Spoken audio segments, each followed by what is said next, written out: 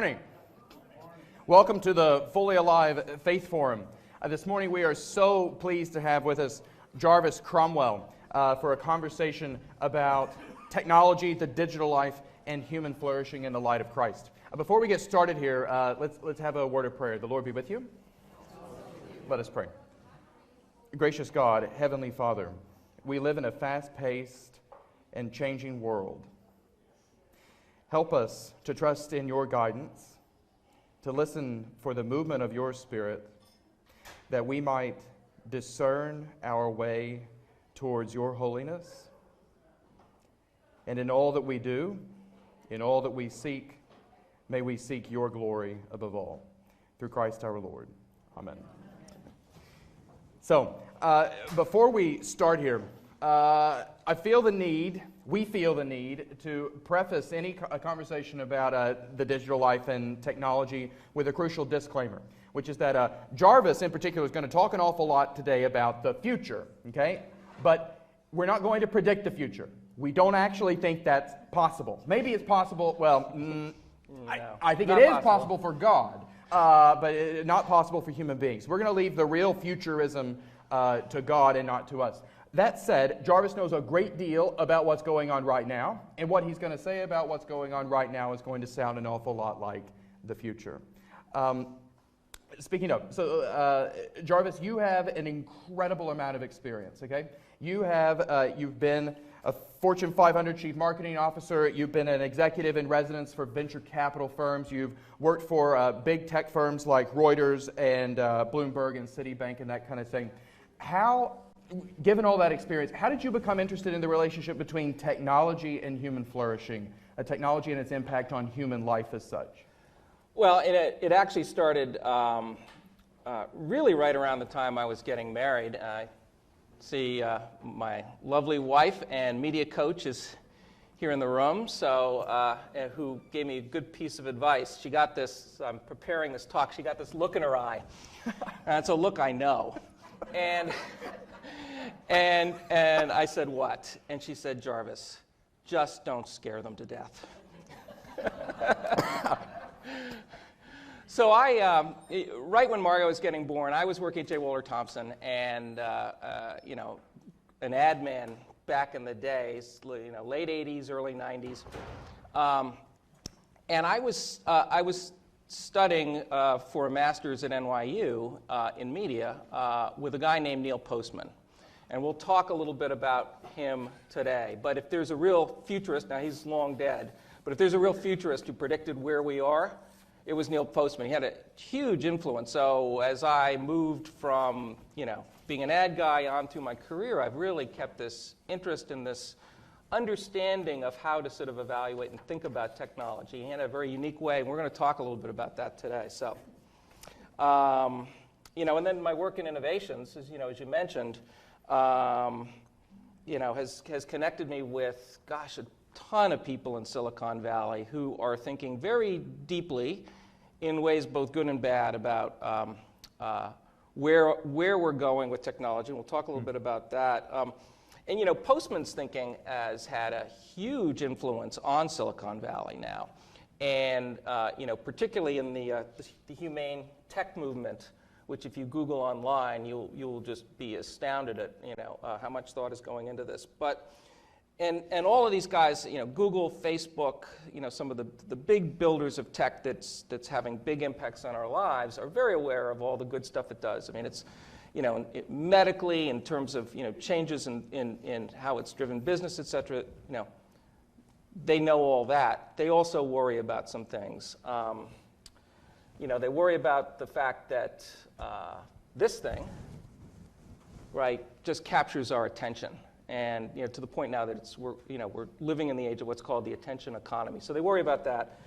They worry about privacy, and if anybody we'll talk a little bit about this and make sure we have time, because that's an important one. But on the cover of Foreign Affairs, read by the Defense Department and all our foreign policy people, is an article on digital dictators, and what's happening in China right now. It's not the future.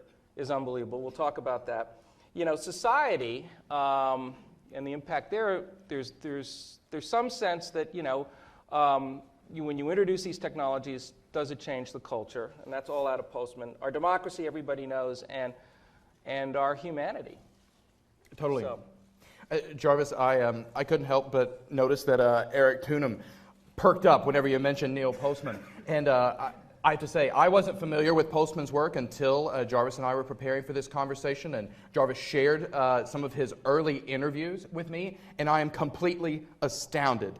I know that we started out by saying, excuse me, that there's no such thing as a futurist, but man, if anybody came close to being prophetic, it was him. Do you want to say a little more about Postman and the way that he thought about technology? Yeah, I mean, well, Neil is, he was a bit of a rascal. He wrote a very famous book called Amusing Ourselves to Death, which was really about television, but could be applied to any technology. And he wrote that around the time of Reagan, but he certainly predicted our political future and our news future right now. I mean, nailed it. And that was in the late 80s, early 90s that was going on. So,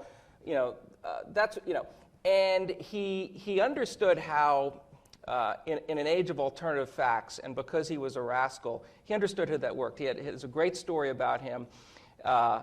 It's a fact that is still in the culture, which is like the 10,000 commercials that a young child sees, or advertisements that they're exposed to from the time they're born until they reach, 10 or 12 years old. Wow. And he gave that fact in congressional testimony 25, 30 years ago. He made it up. That's my kind of public intellectual. It was a back-of-the-napkin calculation. There were much finer degrees of real calculations that his colleagues ended up putting out there. Neil's fact remained. It got put into the canon. That fact traveled not only through congressional testimony and speeches, but he picked up textbooks. There it was, and he would just show, and it was based on the pictures inside people's heads becomes reality, and they act on it, which was part of his philosophy. But we can go to our first Luddite board.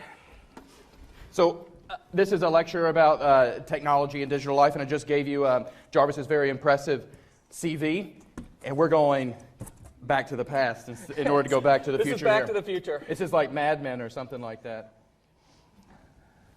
So so this is the quick crash course, and we want to do this in about 5-6 minutes, and then we're going to get to some examples about what's going today. But this is a framework on how to think about technology, and if you get this right, it doesn't matter what happens in the future, you'll be able to sort of be armed and dangerous to begin to ask the right questions about it, to be smart, to be thoughtful. Still, very, very few people can think about technology in this way. So it doesn't matter whether it was the alphabet, it doesn't matter whether it's the telegraph, it doesn't matter whether it's the internet. Yeah. Every technology presents trade-offs. And usually when the technology is introduced, those trade-offs are hidden and obscured and sometimes unknowable. And this is, in our tech culture today, this is a bit counterintuitive because everybody's a booster. Everything is sort of like, wow, what will they think of next, right? But when you have, when you have this introduction, tech sort of giveth and it takes it away. So when you ask the question, what will the new technology do? You really also have to ask, what will it undo? Now, let's start with the alphabet, right? The alphabet just demolished memory. Human memory was a very big deal pre-alphabet, pre-writing it. It was all we had. Air conditioning. What might happen with air conditioning? So we got cool, and what could be the trade-off, right? Well, one of the trade-offs, proven, was that the crime rate went up. Now, you'd never expect that introducing, but think about Brooklyn, New York, pre-air conditioning, hot night, everybody's out on the stoops talking. Now, with air conditioning, everybody's inside with ambient sound. and it's much easier to sort of break a window or something. There's nobody on the street, and nobody can hear you.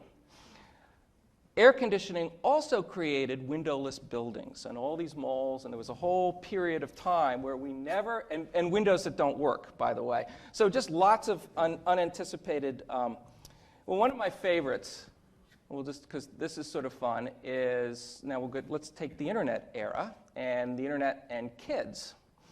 So there's been an explosion of apps, money apps for kids as young as 4. And some controversy on these because, are they teaching you to really manage your money or to spend?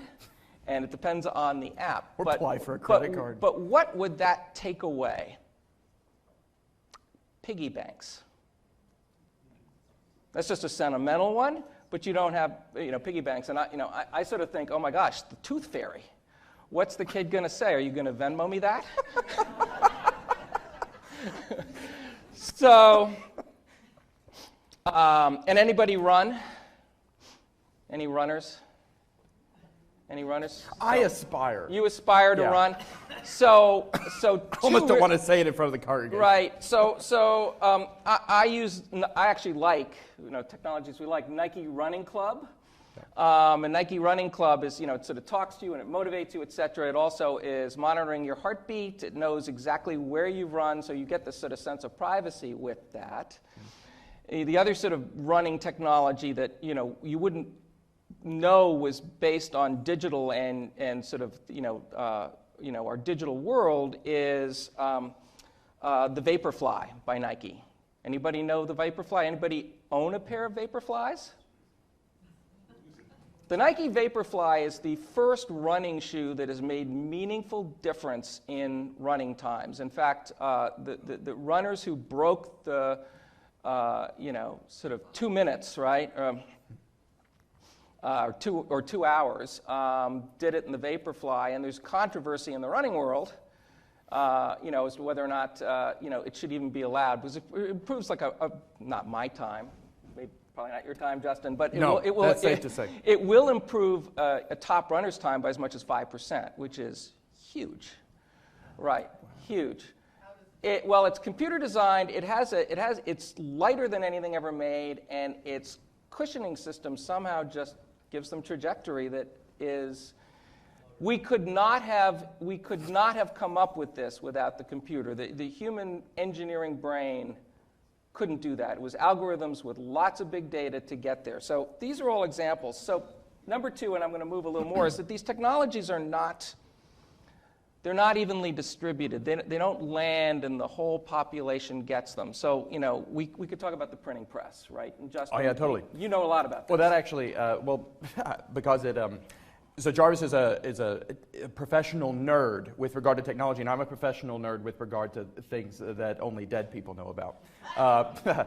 So during the Reformation, though, the printing press was a crucial part of religious and theological changes. I mean, you wouldn't get Protestantism, actually, without the printing press. You have 2 things going on around the 16th century. You have the drive to to translate the Bible into vernacular. Okay, this is where you get Luther's German Bible. You get William Tyndale and company translating the Bible into English and that kind of thing. And you also have this idea among the reformers that the printing press is going to allow us to distribute the vernacular Bible to the people, to democratize access to the scriptures, as it were. And that's a part of the Protestant mythology that we tell us around the 16th century, around the Reformation. The Roman Catholic Church, they kept everything hidden away, to where only the professional clergy and the monks and the nuns had access to it. But the Protestants, the good Protestants, distributed the Bible to everybody. And we were able to do this because of the printing press. That's unfortunately not the way that it worked in England, not the way it worked in our own Anglican tradition. Because now all of the parishes have this book, okay, which tells you to say as or me and Reverend Elizabeth and Father Peter's very favorite thing to argue about is how to interpret the rubrics. They tell you exactly what to do, what to wear, where to bow, where to tables, and they come with the imprimatur of the king. So now these liturgical things are uniform, and they all come from the top down. So, the printing press is really ambivalent. Did it lead to a kind of democratization? Yeah. But did it also lead to the consolidation of priestly, clerical government power? Certainly did too. I mean, talk about trade-offs. Right. So, a couple of quick others in terms of, this point of not being evenly distributed. In vitro, for couples that needs fertility help, you have to be rich. Simple, right? And as we move down, with sort of more engineering of our genome, we'll talk about that. Robotic factories are landing, profits for companies and not necessarily good for the workers that are in them. This is something Andrew Yang has put on the table in a big way. Right, he has. Democratic primary. One of the big ones here, and this is hard to. Technology is not additive; it's ecological. Now, what do I mean by that? People sort of think of technology as, particularly great technologies, game-changing technologies as just, I've got a hammer and I have a screwdriver and it's just additive. When you introduce, like the printing press or digital technology into a culture, the culture plus that, it's like putting red dye into a beacon. The whole beacon changes. The whole culture changes. It's ecological. You put 1,000 locusts into a field, the whole field system changes. We change. Our culture changes. All sorts of impacts. And so, it's once you get to that, when you grasp that, you realize that every time you see something new, there are changes coming that you can't fathom. Yeah. Alexander Graham Bell thought the only use for a telephone would be for dictating memos to a secretarial pool. It's the only thing he could come up with for that invention. The last one, which we need to be aware of here in church, is that technologies tend to become mythic if they're great technologies. And what that means is, when we're talking about things like the alphabet or the internet, is that we tend to think of them as part of the natural order. It's hard for us to even conceive of a pre-alphabet time. We think this is us. It's not natural order. It's a technology, right? And it's not something God-given. It's something that we've made. And so, it becomes, and in Postman's worldview, he said one of the things that happens when not every technology becomes mythic, but if one does, there's the risk of idolatry. Yeah. Right. And the way people treat this today, I think it's pretty accurate.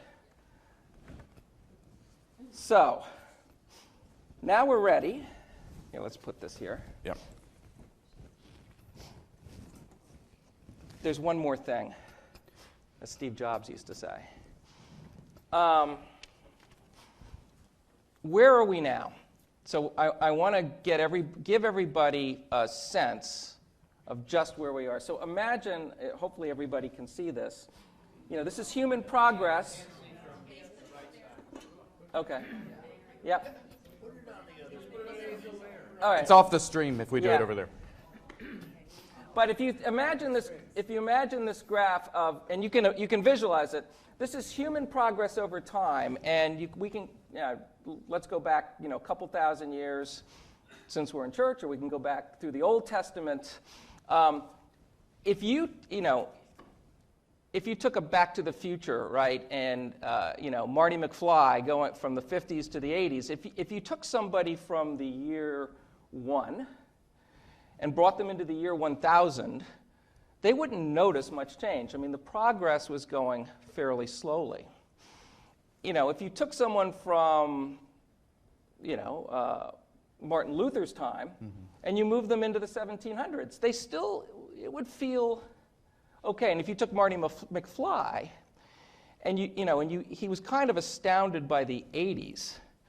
But if you took Marty McFly and you put him here today, his head would explode, right? Yeah. Because the last 10 to 15 years, time has, we've had, because of Moore's Law, we've had a lot more technological change, and it's felt accelerated, I think, to everybody, okay, in the past 10 years. So where's it all going?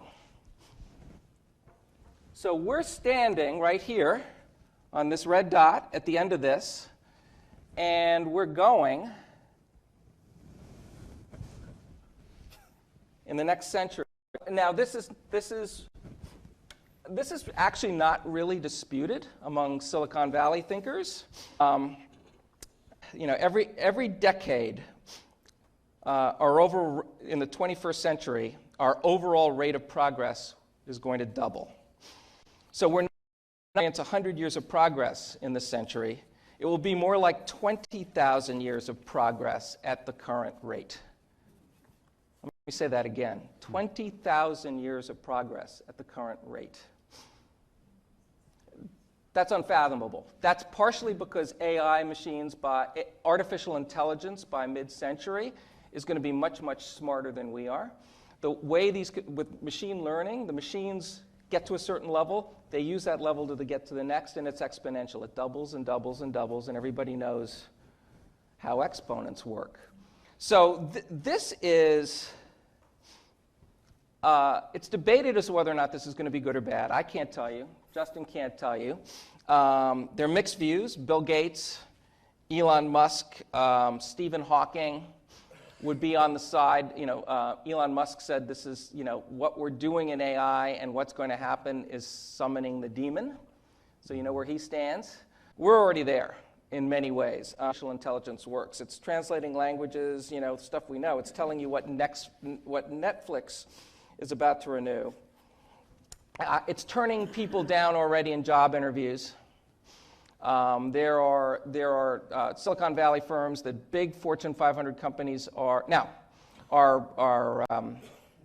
deploying, where workers like me will be emailing folks like you in the workforce, but we'll also be emailing and dealing with artificial intelligences that are just in the cloud, that are responding, that are our digital AI workers. It's already there. It's happening. And then I won't get into the, where this goes wrong, other than to say with the hiring, all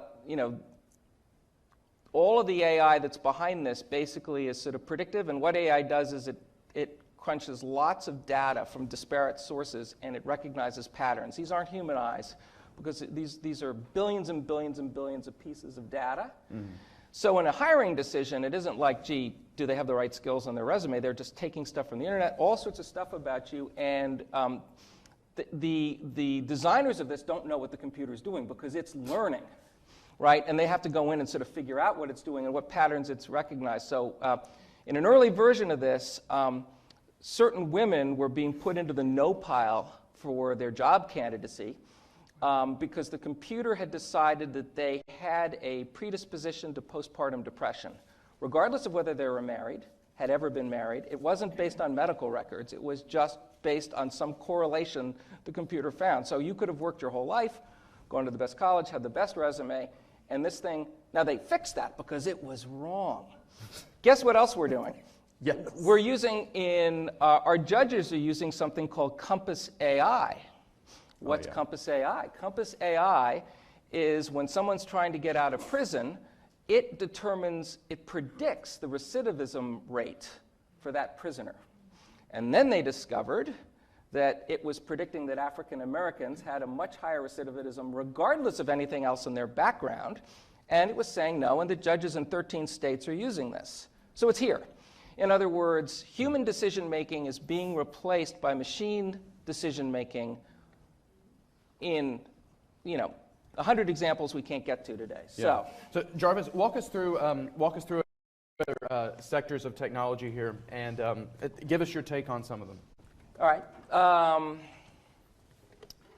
Well, let's talk about our daily lives. Cool. And what do we like? I got to tell you, the technology. Love-hate relationship. I love Google Maps. Shelby and I don't have the best sense of direction, and it has saved us. And I won't tell you, of course, taketh away. What is Google Maps taken away? Well, maps, right?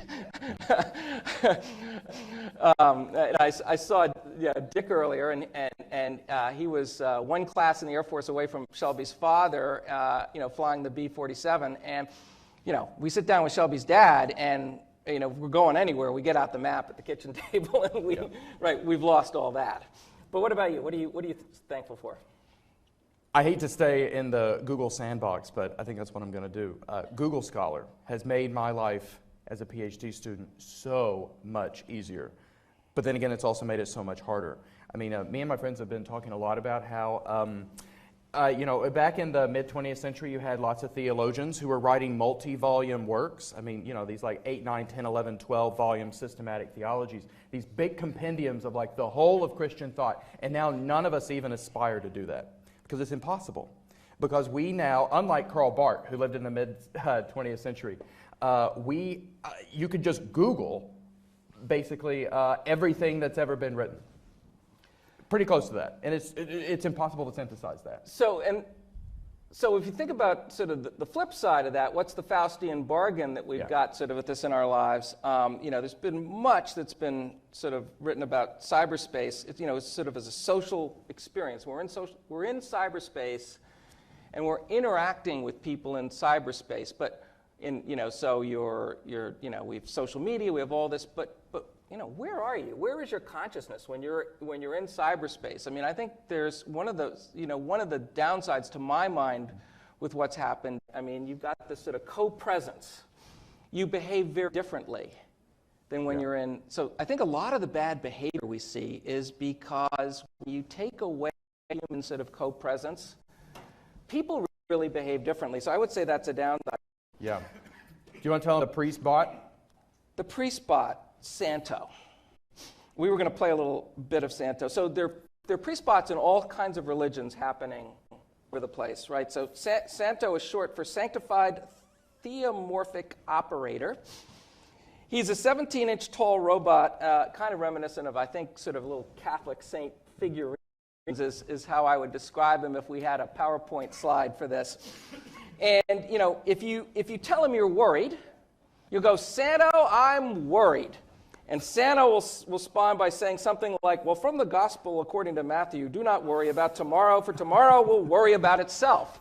So Santo can... He doesn't have a lot of pastoral presence. No, neither is he an apostolic succession. No, but he comes up with... He can quote it. You used the word priest-bot. Could you explain that? Well, a bot is just a robot. It's a short for bot. So priest-bot is just... It's an bot. I thought you said pre-spot. Oh, priest-bot. That sounds terrifying to me, too. So, I assume if, we said we weren't going to predict the future. We can't. But I think I can safely say after introducing the priest bot here, I will never be asked to be on the nominating committee for a rector.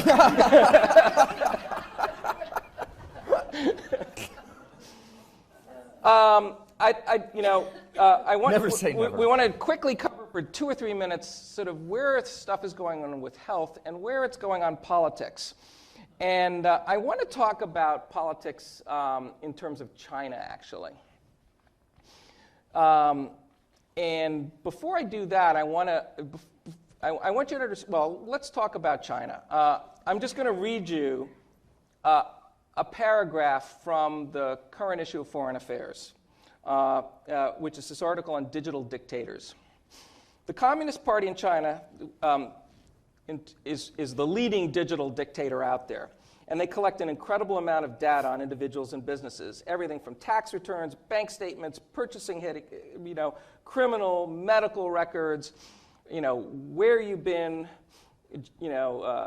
geographically. And the regime then uses artificial intelligence and big data. They put this all into a big soup, and they use this information and they compile on every individual what they call social credits. So think about, a credit score in America. Yeah. You've got these social credits. Okay, so what do they do with those? So those social credits are there to set the parameters of acceptable behavior and improve citizen control. Individuals and companies are deemed untrustworthy, can find themselves excluded from state-sponsored benefits, such as deposit-free apartment rentals. They can be banned from air and rail travel. The Uyghurs, which you probably are reading about, they're using facial recognition, which is being put into this mix. So they have gates and roads where if you're a Uyghur, they know you're a Uyghur, they know what Uyghur, exactly who you are, right? And the gate won't open, or you're not allowed to pass, or they round you up. So this is not the future. This is not some, it's not the Twilight Zone. This is happening in China now. So now, we're a democracy and we're a capitalist country. So what happens is a little company like Clearview AI comes along. Yeah. What does Clearview AI do? Well, Clearview AI is from a 30-year-old Australian Vietnamese guy who moved to New York and was figuring out how to make his fortune. This was able to put together from VCs $7 or $8 million, and he's been able to aggregate 40 billion photo images in image recognition. Facebook and Google will do just about anything, to take your information. They have stayed away from photo recognition because it has such opportunity to go wrong really, really fast. But that didn't stop this guy, and it works like a charm. The FBI database might have 150 million. That's nothing compared to the 40 billion. So when he started looking for a market, he decided he'd sell it to police departments. And a lot of them have bought, and the federal government is actually buying it now. I think it was an Indiana police department, put this in and solved an unsolvable case in 20 minutes. Bam. So that's not what's happening in China yet, but it gives you a sense of why, from a citizen standpoint, we have to be very attuned to our privacy with this stuff. I don't believe that when you watch Facebook's Mark Zuckerberg testify before the Senate and you see these old guys asking questions, you realize they don't get it. And I'm not sure we have the regulatory control that we need. So that's that. The last let's talk about is tech and health. Really good news in some ways. So let me give you a fact here on the pace of what's happening with the genome. We sequenced the first genome in 2004, and it cost hundreds and hundreds and hundreds of millions of dollars to do that. So, a year ago, we sent away for a $50 DNA test for our little dog Ginger and got it back. I mean, you can see just the scale of how the cost has come down. And this isn't such a big deal. What is a big deal is something called CRISPR. Does anybody know what CRISPR is? Right. So I imagined CRISPR to be like nuclear physics, and you'd need some sort of laboratory, with white coats that cost millions and millions of dollars. CRISPR is a home chemistry set. Anybody can use CRISPR. It's like word processing would be the best thing to describe this. So, you've got the sentence, and you want to just, snip out a word and replace a word. That's about how hard it is to change some DNA. Now, we've got some regulation on this that nobody's going down the road.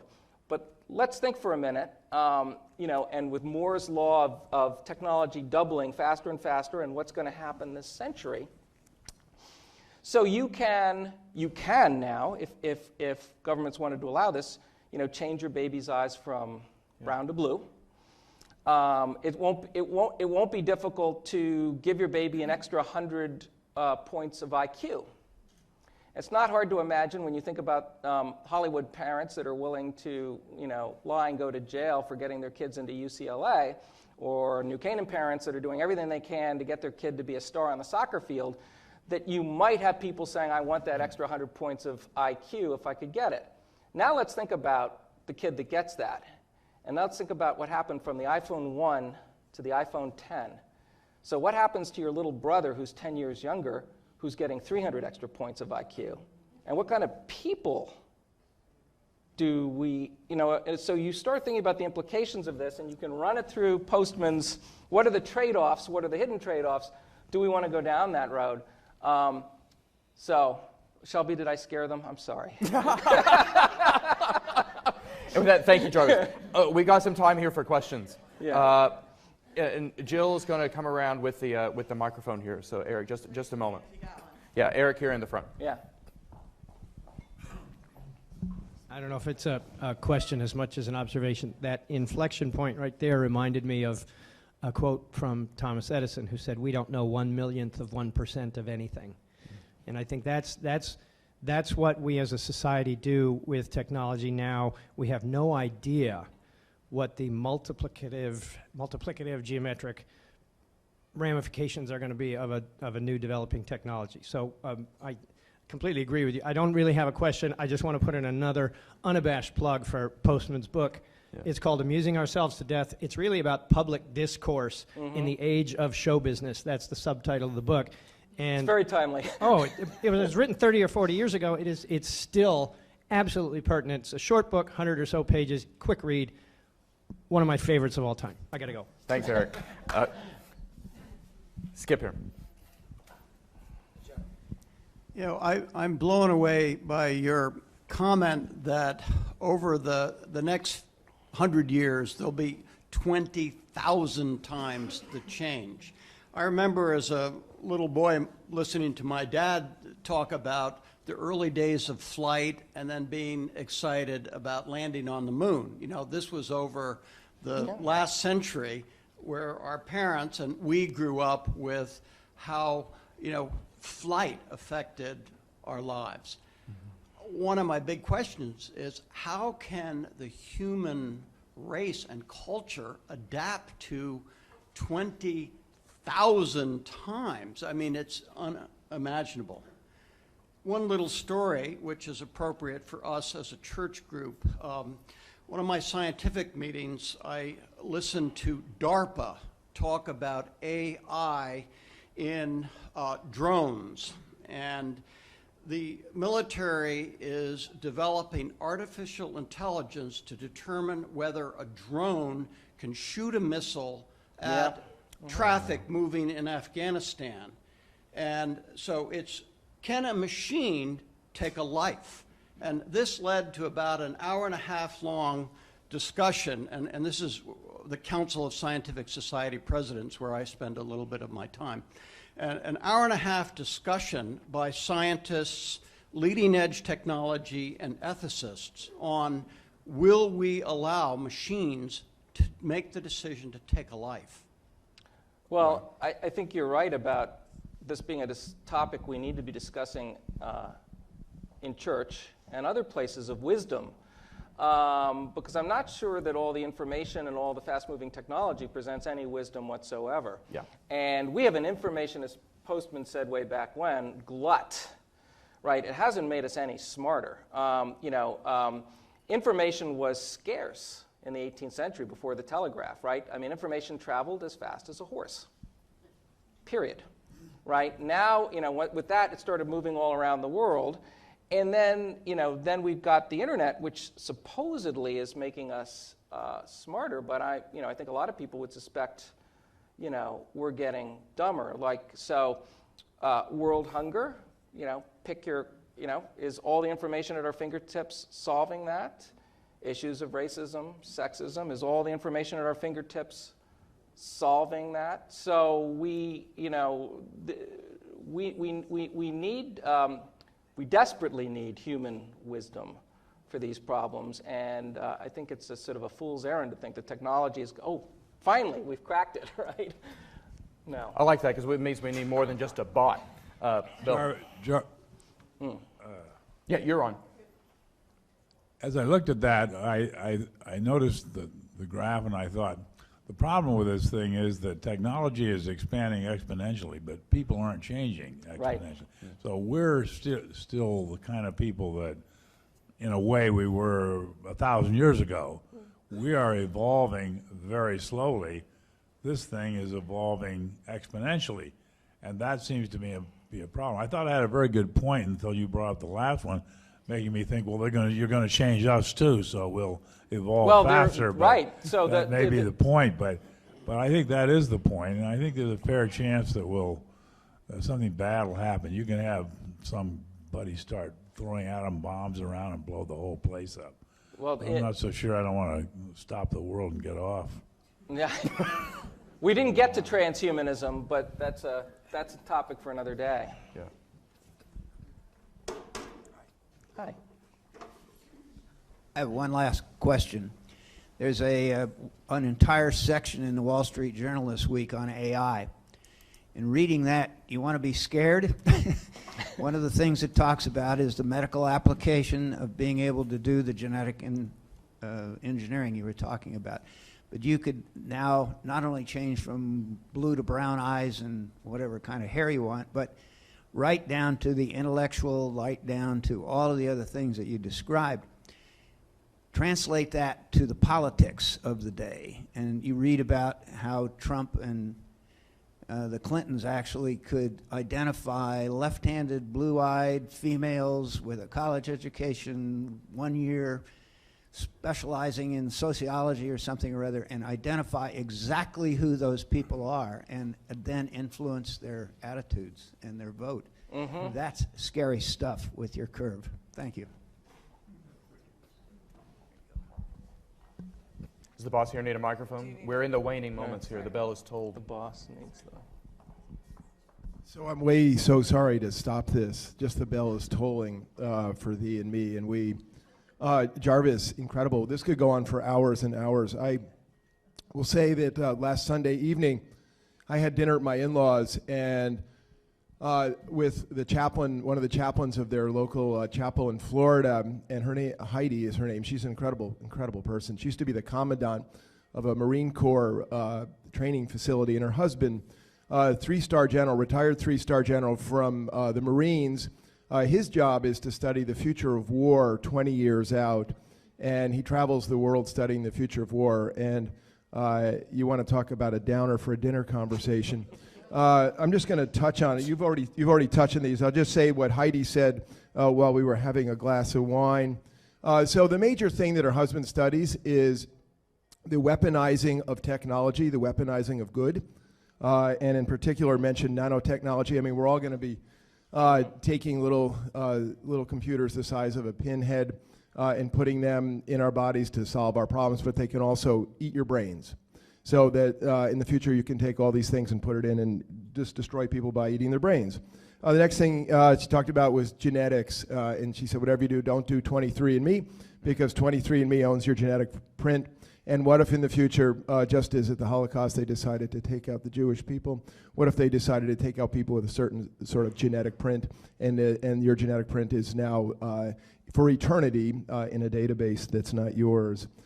Siri, whatever you do, don't have Siri in your house. Siri is listening to everything you say, and when you say Siri, how cold is it outside? Siri is actually also listening to everything else you've said. And so to the point, Jim, about the Trumps or the Clintons can find your profile, that's nothing compared to what Siri knows about you, and she said this also can be weaponized. In addition, major issues with drones. And drone strikes, I have to tell you, this is wildly dangerous for us as human beings. So currently now, killing somebody by a drone is a terrorist act. And does that make the people in Virginia who ordered the most recent killing on their, of the Iranian general, was that a terrorist act? And so the lawyers and the international lawyers are working on this. And why is it that when these men and women are driving home to their house in Virginia to have dinner and then go be soccer coach to the local, why cannot a drone from another country kill them while they're at soccer practice because they killed somebody else? And so this is the sort of things that the U.S. government is studying along with great intellectuals, and it is utterly petrifying. But Jarvis, you're not. You're awesome. Amen. You're awesome. You really are. I said at the 8 o'clock service that you were like the guy in the Dos Equis ad, the most interesting man on the planet, where they let you, curators let you touch the paintings, sort of thing. You know stuff that we all need to know. So next week we're going to switch gears here. We're going to go to something that is near and dear to all of us. We're going to talk about the body. Bill, we still all have those. And I'm gonna talk a little bit about the body as a vehicle for spirituality. And then the next week we're going to have Dr. Woody Merrill, who's a member here, who's the head of integrative medicine for Mount Sinai, professor at Columbia Presbyterian. Integrative medicine is the term we use for the combining of Eastern medicine and Western medicine. Woody is also, like Jarvis, one of the most interesting guys I have ever had a conversation with. So Woody's going to come here and give you practical thoughts about different health things. So anyway, peace and blessing. Thanks for staying so long. And Jarvis, thanks for doing all this work. you. Justin, you too. Thanks. Yep. God bless you.